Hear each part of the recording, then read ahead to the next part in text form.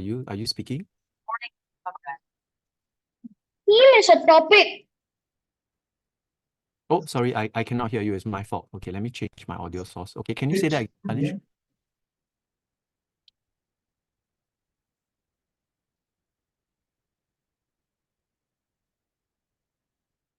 Anish, you're muted. Yes. Is it a topic? It's a topic. Very good. All right, it's a topic. Any other words or ideas come to you when I say theme besides Kanish's word of topic? Anybody else? Okay, I'm sorry, I can't really scroll very quickly when I'm on Zoom. Okay, Brian, yes. What is the theme? Theme is like a title. Okay, something like a title. All right. So a theme. Yes, Nicholas, go ahead. Main idea. Main idea, right? Okay. So a title, a topic, a main idea, a bit of like a summary, right, of what the story is going to be about. Okay, that's kind of what a theme is. So today I'm going to look at how we can use the theme and what exactly is the theme. Because a lot of times we tend to just write one part of our story about the theme, right? Then the rest of our story is like about waking up or about doing other boring stuff. Okay, so I'm going to try to teach us how we can center our story. But to begin that, we need to understand what a theme is. So a theme is basically the subject, right? As one of you mentioned, of a piece of writing. And this subject or this idea must repeat itself throughout the story. Okay, so recurse in this case means to repeat. And pervade in this case means to always be present throughout the story. Wherever you read in the story, the idea of the topic or theme must be present. Okay, not just in the climax, which we are used to, right? We generally tend to write about the theme at the climax of the story, okay?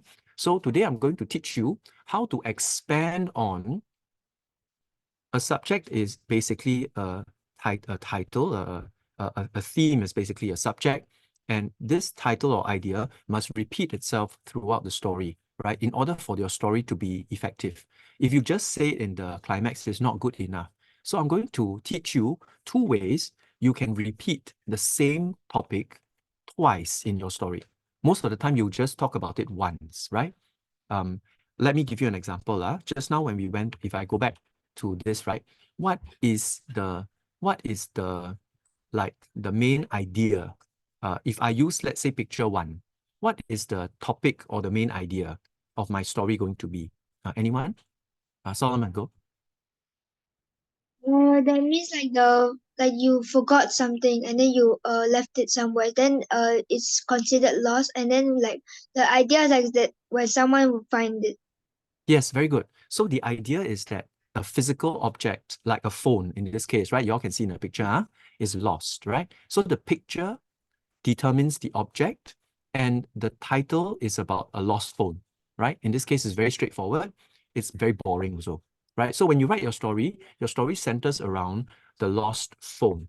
But my next question to you is, can we write something else being lost, but not deviate from the phone? Because you don't want to lose your phone and then lose your book and then lose other things, right? The story becomes very distracting. You want to focus the story on one object lost. But is the object the only thing that can be lost? What else can be lost, right? What else can be lost in this story? You think about it, okay? What else can be lost? And I don't want object. I don't want object.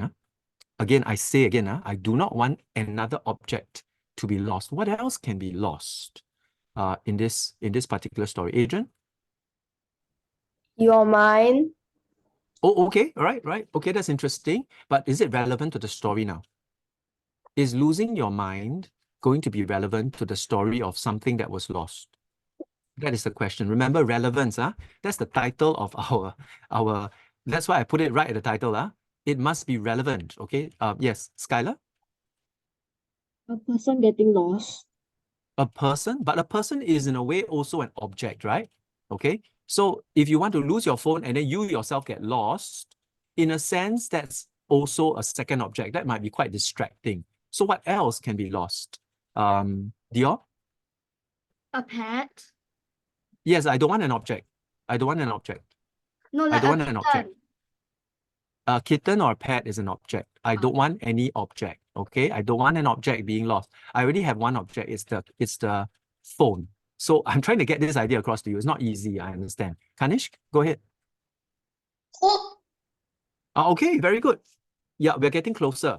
So can we connect the fact that we've lost our phone to the fact that we lose our hope? Hope is not an object, right? Hope is a feeling. It's something internal, it's not real, in the sense that you can touch it and feel it.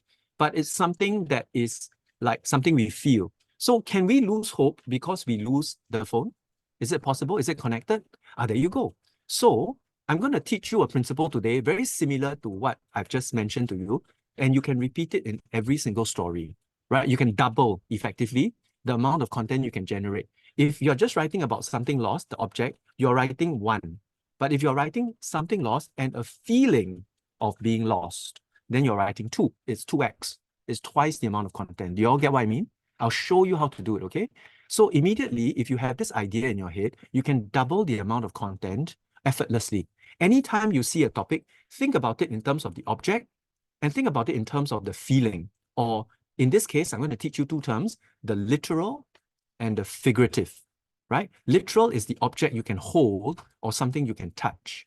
And figurative is the feeling you have inside in your heart or in your mind, and something that you think in your head, right? So if you do both literal and figurative, then you double the amount of content you can generate in your story. Do you all get what I mean? I'll show you, okay? It sounds a little bit confusing, but I'll show you, okay?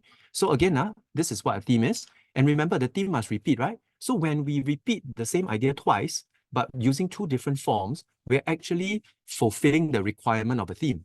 That means an idea must be repeated. And it must happen in two different places in the story, okay?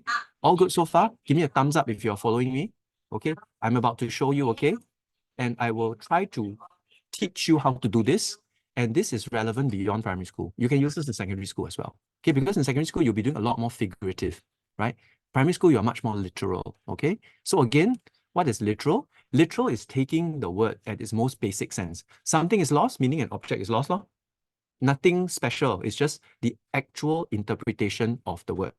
Or the second level is figurative, right? Figurative is when you go beyond the actual meaning of the word into the deeper meaning of that word, something it could contain. For example, it's not just the fact that I can lose something, right? I can also lose my mind, right? Earlier, Adrian said that, but I question whether that's relevant. So you could lose your mind, or you could lose hope, right? That one is a bit more relevant to our story because we lose something and therefore we lose hope. I'll show you how that works in a moment.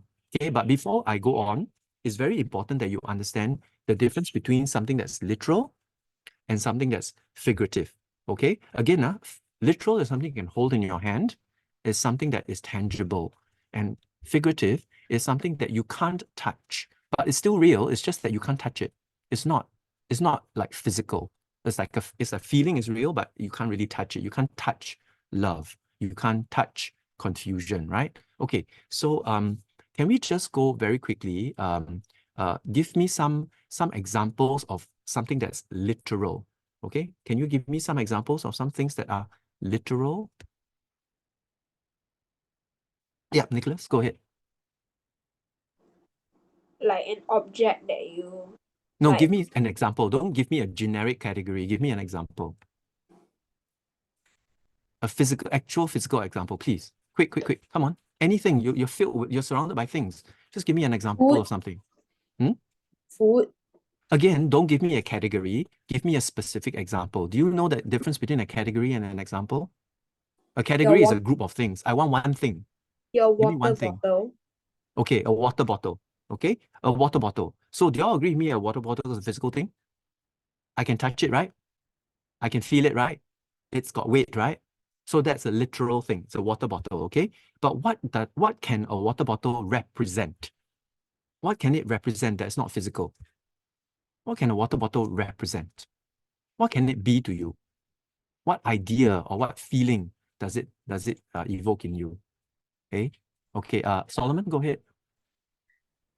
Can it be like a gift, a present, and then you So like it's special to you? okay, so it could represent a person, right? That water bottle could represent maybe your grandmother who gave it to you.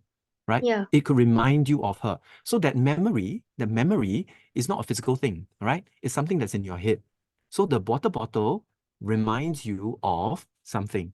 And that memory is associated with that physical object. So literal, water bottle, and figurative, memory of grandmother who gave it to you. Do you get the idea? So everything has a literal and a figurative side to it. Everything, right? Everything. Every object can be associated with a memory, a feeling, or something that is inside of you that you cannot like touch or feel. Do you all understand? Let's do one more example. Skylar, can you give me a literal example? Anything, come on. An apple. Easy. Sorry? An apple. Louder, louder. An apple. Apple. Okay. So can you tell me what's a figurative interpretation of the apple? What could the apple represent? Uh,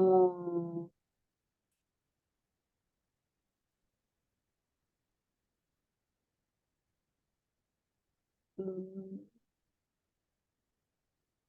like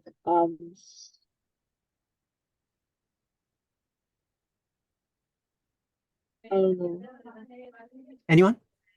What does an apple remind you of, represent, make you feel, put in your head or your heart? Anyone? Yes, Clarissa, go ahead.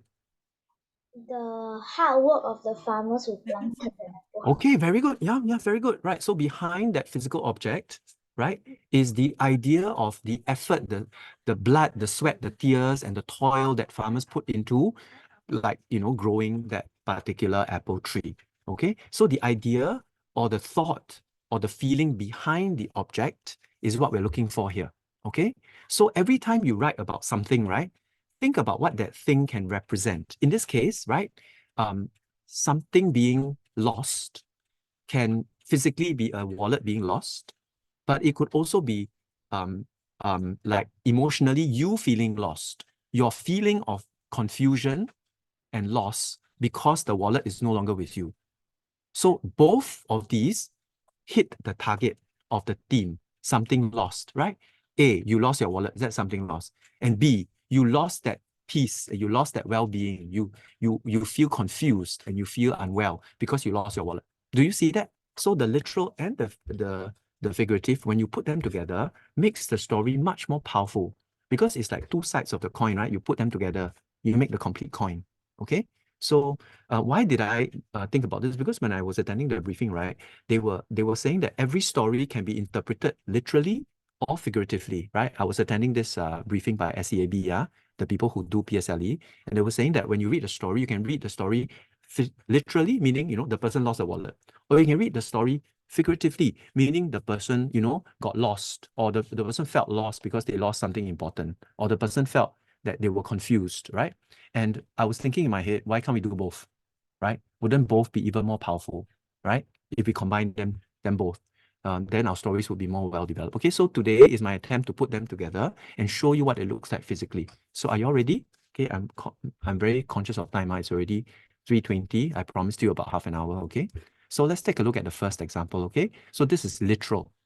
Okay, literal. Read this. Okay. Then in a moment, I want you to tell me what is lost, right? So if I'm going with the theme of something lost, then what is lost? What is lost in this literal part of the story? What is lost? It's quite clear, right? It's quite clear, right? Okay, it's quite clear, right? Javen, what is lost in this part of the story?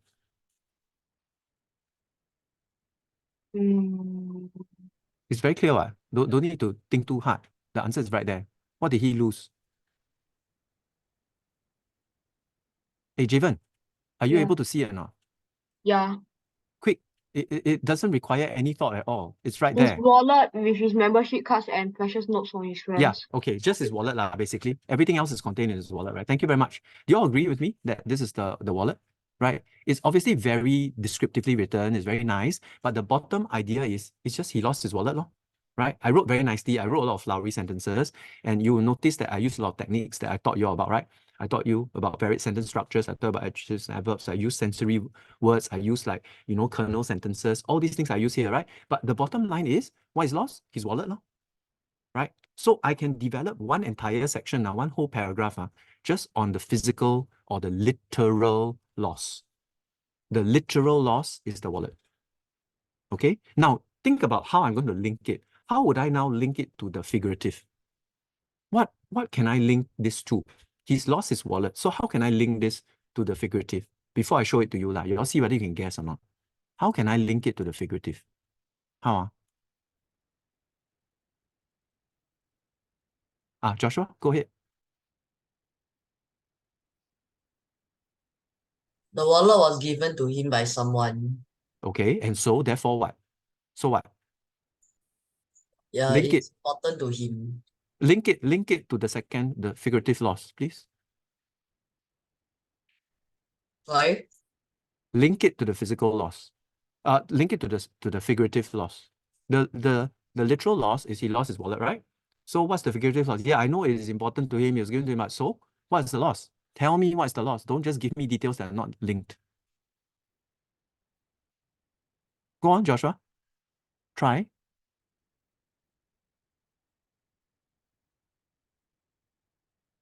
No? Okay, Tia? He lost memories. Okay, so the wallet represents memories that he's now lost, right? Because everything that's in the wallet is gone, right? So he feels the loss of that wallet, the internal pain and confusion, right? Of not having something that was given to him by a person important to him. So A, loss of wallet physical. B, loss in terms of that feeling inside when you lose something very important to you and you feel very sad. Got it, everybody? Can you see the link? But that's not how I develop it, okay? So you notice how I develop it, huh? There are many ways to do it, right? Joshua's way is one way, okay? But this is yet another way. So let's take a look at the figurative, okay? So it's the same character, and now it's his reaction, okay? And the reaction is tied to the loss in this way. Now, this is a bit more difficult of a question. What is lost here? What is lost here?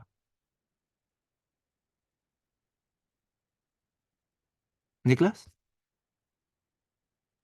The feeling that he'll ever find his wallet again. Oh, no. The feeling is correct, but it's not the feeling that he will never find his wallet again. That's not the feeling that he's experiencing at this moment. I give you a clue, okay? It's the part where he recalled the moments when he read the encouraging notes, and then those notes in his wallet, right, kept his spirits up, right? And then he realized that, oh no, I will never ever get to read these notes again. Why? Because I lost my wallet. Okay, so what is this feeling? Adrian, yep. He felt hopeless. Yeah, very good. So what did he lose? He lost his Hope. yeah, exactly. His hope, right? He lost his hope, right? He lost his hope because it was the notes in his wallet that kept him encouraged, kept him hopeful when things were rough. Every time things were difficult, he would open up his wallet and take out his notes and read it. And reading those notes encouraged him, right? But the moment he lost his wallet, he lost hope, right? That feeling of being able to read the encouraging notes is gone forever. He can't read them again. They can't be replaced because they were given to him by his friends. Meaning you cannot go and write them yourself, right? Because they were given to you by someone else. Do you all get the idea? Can you see how it works? Do you think this is something you can do? Right? Is this something you can repeat, everybody? Can or not? Can or not? Okay, so I will give this to you as an example, okay? And I want you all to study this and think about how you can apply this in the different topics, right? That will occur throughout your compositions. Every time you write a composition, I don't just want you to think about the physical object that's lost. I also want you to think about what it represents, okay? The figurative. In this sense, in this case, what is lost, okay? Now let me, let me just point out to you some of the structures that were used here as well. Okay, so if you've forgotten some of these things, right, please go back and go and review some of the earlier videos where I cover these strategies. Okay, things like varied sentences, things like, internal thoughts, things like, expansions using adverbs and adjectives. All these things were covered earlier, right? So I cannot keep repeating, right? I have to move on to new strategies. So today's strategy is to use literal and figurative ideas in order to expand your writing. Okay? So I repeat again. When you look at something, you look at the theme. When you look at the theme, you think about how this theme can be repeated. How do you repeat it? By using both the literal and the figurative version of it. In this case, if it's something that's lost, right? I can think about something physically that was lost, and I can think about something figuratively that was lost. In this case, he lost hope because he could no longer refer to the notes in his wallet. Got it? Very clear, right? Find something in the picture, then think about how that thing in the picture represents something else, and then write it in the next paragraph following. So first paragraph is about the object that was lost. In this case, the literal. Second paragraph is about the idea behind that loss and how this idea is also a loss, but a loss of hope, something that's not physical, but something that's emotional. Okay? Again, in this process, in the next paragraph, then you can end the story. Do you all get it so far? Any questions? Any uncertainties? Not sure about anything? No, ah? Okay, then I give you your assignment, okay? And it's very close to 3:30, very good. Okay, so we keep it short. So now let's just kind of discuss this before I let you cut loose on it. Huh? Okay, can you tell me very easily what is a literal interpretation of a special gift? Can you give me an example of a literal example of a special gift?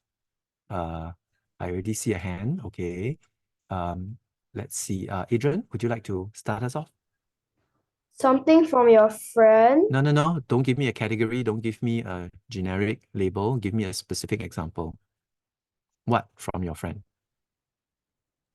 Maybe a photo from like Stop right there. Do you want to use one of the pictures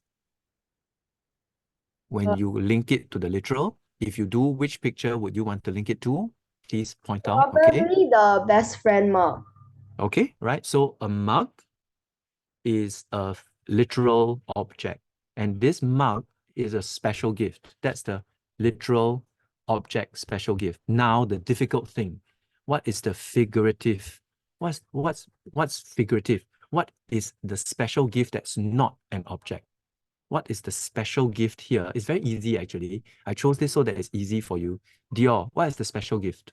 The special gift is that it's been given to them before they passed away. No. No, you don't understand. I'm asking what is the special gift in the figurative sense.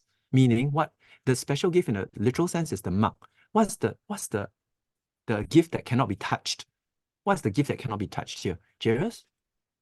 The gift of friendship. Yes, thank you very much. The gift of friendship. The gift of someone being friends with you. That's not a physical thing, right? You can't touch it. You can't measure it. You can't, weigh it. But it's friendship. Friendship is an idea. Friendship is a connection. And then you can write about how precious this friendship is to you and how that gift of friendship, in addition to that gift of a mug, became your most precious possession. Do you get the idea, everybody? So twice, one is the cup, and then how that cup represents a special friendship, right? That you all both shared because of certain experiences that you've gone through, whatever. Do you get the idea? If you do, can you please give me a thumbs up so that I don't see that you are not sure? Okay, very good. Thank you. Most of you have thumbs up. It can be very simple, right? Like this, it's a cup and then it represents friendship. Or it can be a very complicated, like, lost wallet become lost hope. Okay, it depends on how you want to write it. But remember, twice as much to write about. Okay, twice as much to develop if you follow this strategy. So literal and figurative. Literal and figurative. Always think when you look at the theme, what's a special gift? Literally, oh, it's a mug. It's a picture. What's a special gift? Figuratively, oh, it's the friendship that this mug represents between me and my friend, maybe because my friend is now, overseas and no longer in Singapore, right? So that makes it even more special.